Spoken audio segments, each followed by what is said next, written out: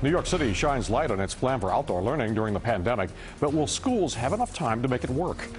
Good evening, I'm Chuck Scarborough. And I'm Natalie Pasquarella. Thanks for joining us. Mayor de Blasio calls this a, quote, whole new world. Next month, a large portion of the more than 1 million New York City school children could have their classes outside. But with just 2 weeks until the school year begins, the schools are scrambling. Schoolyards, nearby streets and parks could be transformed into classrooms with city approval.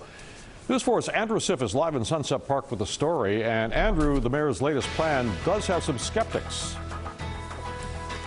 Right. Notably, the principals union, Chuck, which greeted this plan with a big thumbs down today. The reason they say is they don't have enough time to get it done. They only have 4 days to get their full comprehensive outdoor learning plan to City Hall.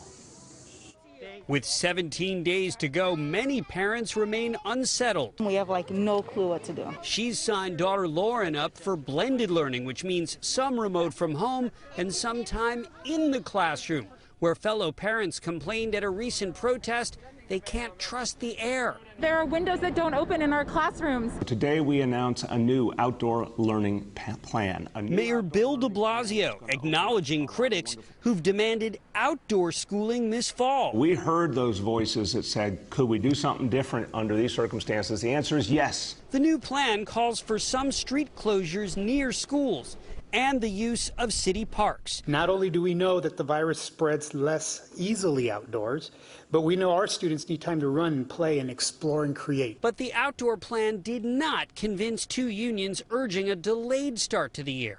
Teachers have asked for mandatory COVID testing, still optional as of now. And principals, tasked with devising outdoor specifics by Friday, will get their approval September 4th.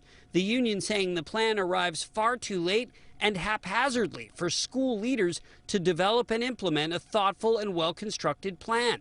But the mayor said educators have had all summer to prepare, and day one remains September 10th. We've been really clear about our start date. It's the one that's been on the calendar for a long time. Back live now, you can see a picnic dinner here in Sunset Park, and if you're wondering how this might work, well, here Sunset Park is right across the street from PS 169, and there are countless examples like this all across the city. The mayor's office did say they'll allow the Parks Department, the Department of Transportation, to help the schools get this done if outdoor learning takes shape. We're live in Brooklyn. Andrew Siff, News 4 New York. All right, Andrew, thanks so much for a look at the plan there. Well, New York State's COVID infection rate has stayed at or it's been below 1% for 17 days in a row now. Governor Cuomo says he wants to protect those numbers, that progress, by testing at airports now. New York City's Health and Human Services, along with the Port Authority, will set up testing sites at Kennedy and LaGuardia airports. Now, passengers arriving from out of state will be tested. No word yet, though, on whether the testing will be random or if every out-of-state passenger would be tested. Well, for the first time in 5 months, gyms across New York State are opening. New York City gyms are going to follow with a September 2nd reopening. But there are serious restrictions. For now, capacity will be limited to 33%. Masks are required at all times. And gyms must have proper ventilation to keep the air clean. And college students are returning to campus. Today was the first day of school for Hofstra students, but many had their remote classes canceled after Zoom crashed worldwide. News 4's Greg Cergol has that story and the new changes to keep students safe on campus. I'm pretty happy that school's open. This first day of classes found Hofstra sophomore Ashley Santiago sitting on a campus bench, mask and headphones in place, 2 items critical for learning in this COVID environment. But on day one, a big problem. We get an email from IT saying that Zoom is just down. That meeting platform outage led to the cancellation of Santiago's biology lecture. Zoom says the nationwide issue was cleared up by midday, but the outage still worried senior Sashane John. It's a big concern because most of my classes are online. John is no exception here. Most Hofstra students will utilize both online and in-person classes during this fall semester.